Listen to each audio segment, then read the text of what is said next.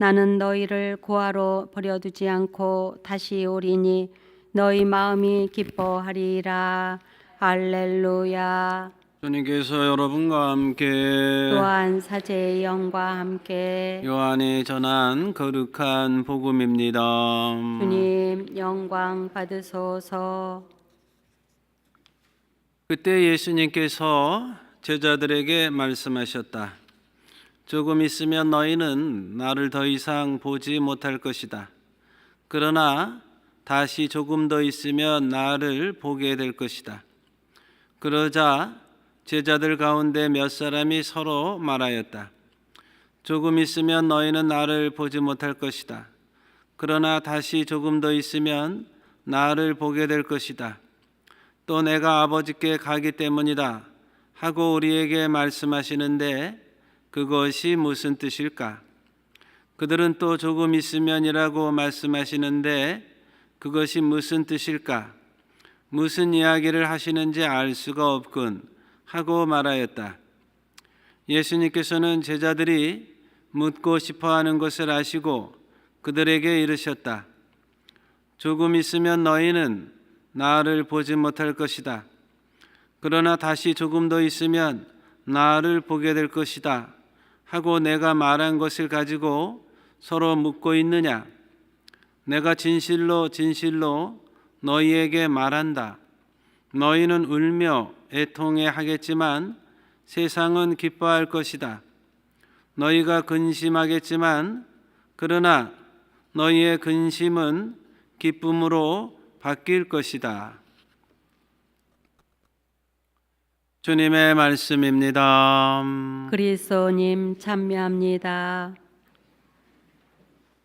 안녕하세요. 안녕하세요. 지난 주일이 무슨 날이었죠? 마더스데이죠? 저도 여러분 축하합니다. 해피 마더스데이. 제가 지난 화요일 날 여기 LA에 왔는데 제가 아는 교우분들 이렇게 5분을 만났어요. 자매님들인데 그래서 그냥 가기가 그래서 장미꽃을 5다발 사가지고 드렸더니 상당히 좋아하시더라고요. 그래서 오늘 내가 여기 이렇게 미사 강론할 줄 알았으면 장미꽃이라도 갖고 올 걸 그랬는데 장미꽃 대신에 여러분들에게 말씀의 꽃다발을 잠깐 드릴까 합니다. 제가 지난 4월 18일부터 28일까지 평화신문 주최로 이스라엘 요르단 성지순례를 다녀왔어요. 여기 LA에서도 우리 오늘 미사에서 하시는 로사리아 자매님 부부가 저랑 이렇게 같이 갔었어요. 근데 성지순례의 목표는 딱 3가지가 있어요. 하나는 멈춤, 또 하나는 만남, 끝으로 변화죠. 그래서 내가 성지순례를 가기 위해서는 어떻게? 일상의 삶에서 잠깐 멈춰야 돼요. 비즈니스도 잠깐 멈춰야 되고 또 텔레비전 보는 거, 스마트폰 보는 것도 잠깐 멈춰야 돼요. 그리고 순례에 가서는 누구를 만나야 됩니까? 순례지에서 바로 예수님을 만나야 되는 거죠. 그래서 갈릴레아 오스가에서 물고기 2마리로 5,000명을 먹이시는 예수님을 만나고 또 가파르나움에서 시몬의 장모를 고쳐주시는 그 예수님의 따뜻한 사랑을 만나고 또 그런가 하면 예루살렘에서는 우리를 위해서 십자가를 지고 가시는 예수님을 만나고 예수님의 십자가를 대신 지고 갔던 그 키레네 사람 시몬을 만나는 거예요. 그렇게 만났으면 이제 어떻게 해야 돼요? 변화되어야죠. 부활하신 예수님을 만났던 제자들이 그 다락방을 나와서 어떻게 복음을 전하는 사도가 됐잖아요. 요즘 우리가 묵상하고 있는 제1독서는 다 사도행전이에요. 사도행전은 뭐냐? 두려움과 절망에 숨어있던 제자들이 부활하신 예수님을 만나서 변화됐고 담대하게 고통과 괴로움이 따르다 할지라도 예수님을 전하는 그러한 사도가 되는 거예요. 바로 우리가 이 성지순례는 내가 멈춤과 또 만남과 변화의 시간이라는 것을 이렇게 말씀을 드리고 싶어요. 그래서 여러분들이 앞으로 성지순례를 가게 되거든 그러한 마음을 가지고 가면 되고 바로 이 세상이라는 성지에서 우리는 어떻게 바쁜 일상의 삶을 멈추고 이 세상이라는 성지에서 예수님을 만나고 여러분들이 변화되면 바로 이곳이 성지 순례가 되는 게 아닌가 싶어요. 그다음에 베들레헴에 가면은 그 베들레헴의 그 예수님 무덤 성당 옆에 예수님이 태어난 탄생 성당 옆에 그 카타리나 성당이 있는데 성당 문에 이런 말이 써 있어요.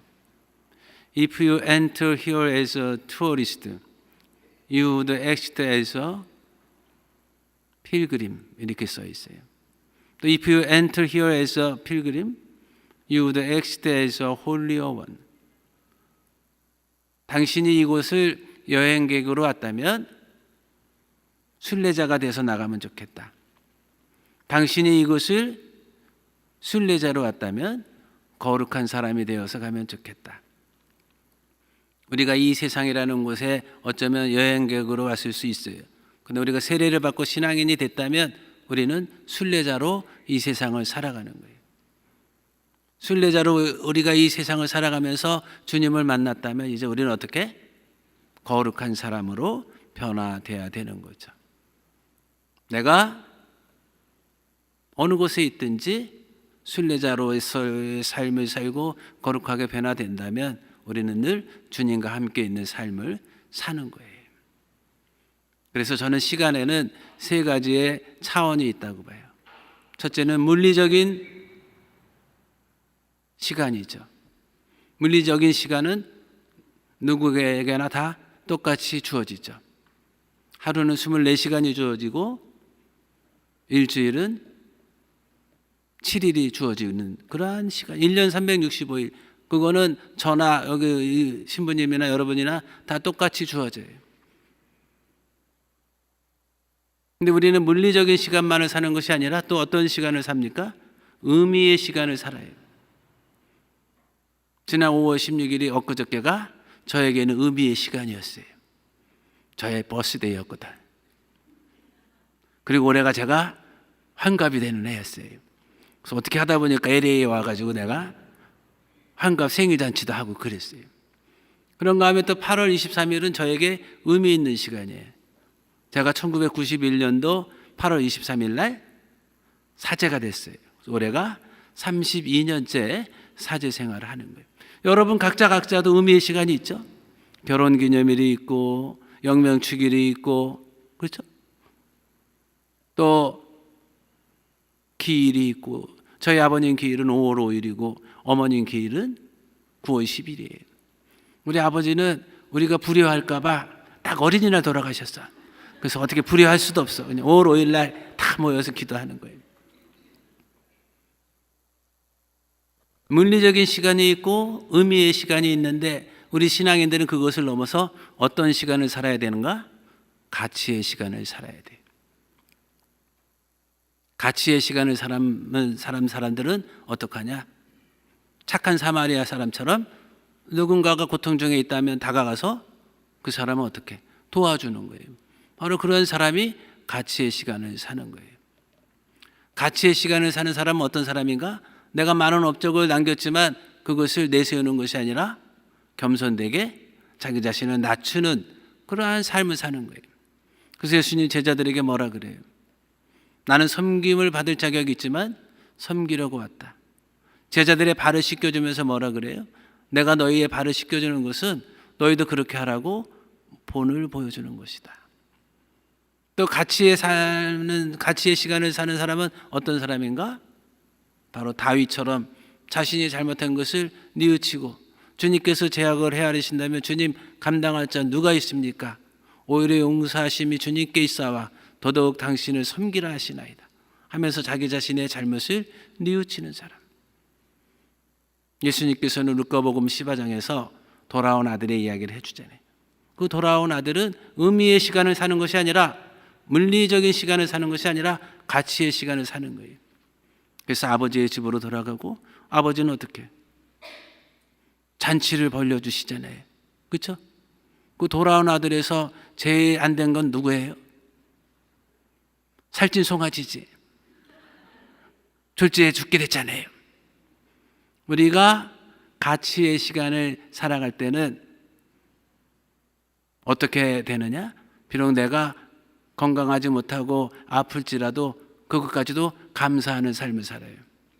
내가 가치의 삶을 살 때는 내가 부유하지 않고 가난하다 할지라도 그것을 기쁘게 받아들이는 삶을 살아요. 내가 가치의 삶을 살 때는 내가 오래오래 건강하게 잘 살지 않고 갑자기 죽게 되는 것까지도 받아들이는 거예요. 우리 김대건 안드레아 신부님 어때요? 1821년에 태어나고 1846년에 돌아가시고 사제 생활을 1년 하셨어요. 순교하셨어요. 그러나 김대건 안드레아 신부님은 가치의 시간을 살았고 한국인 최초의 사제로서 성인품에 오르시잖아요.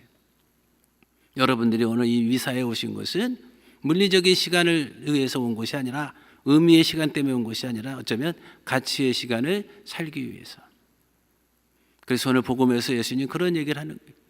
너희가 물리적인 시간 안에서는 의미의 시간 안에서는 때로 힘들고 그것 때문에 아파하고 고통스러워하겠지만 그러나 가치의 시간 안에서는 너희는 나와 만날 것이고 너희의 지금 이러한 고난과 고통이 반드시 기쁨과 희망으로 변화될 것이다. 그렇게 얘기를 해요. 그래서 이냐시 여성이는 뭐라고 그럽니까? 이제 우리의 삶은 하느님의 보다 큰 영광을 위한 삶이 돼야 될 것이다. 오늘 이렇게 예고편으로 했고요. 더 좋은 걸 듣고 싶으시면 토요일 날 와서 또 함께 하시면 되겠습니다. 잠시 묵상하겠습니다.